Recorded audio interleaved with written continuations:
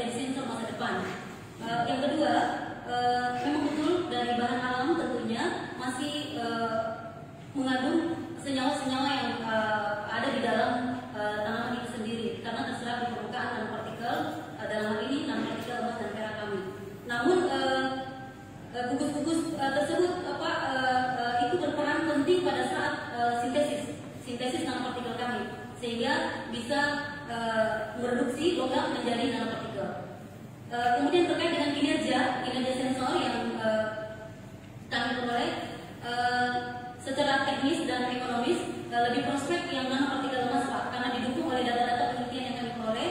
Kisaran pengukurannya pada 0,5 sampai 7 milimolar. Yang kedua, pada sensitivitas yang diperoleh lebih sensitif nanopartikel emas 0,65 milimolar per 1 milimeter kedua, dan energi band gap dari nanopartikel emas itu kecil, 1,909 elektron volt dibandingkan dengan nanopartikel perak yang 2,96 elektron volt. Saya kira demikian, Pak.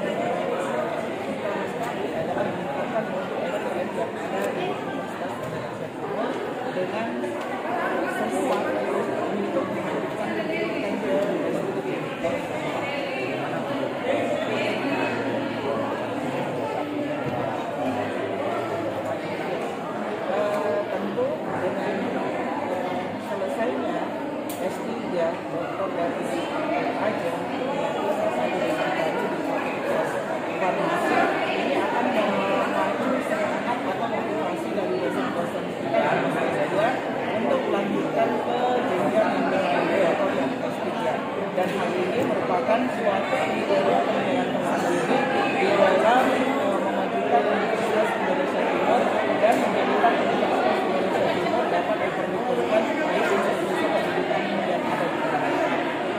Kerjasama seperti apa yang disarankan oleh serta antara UIC dan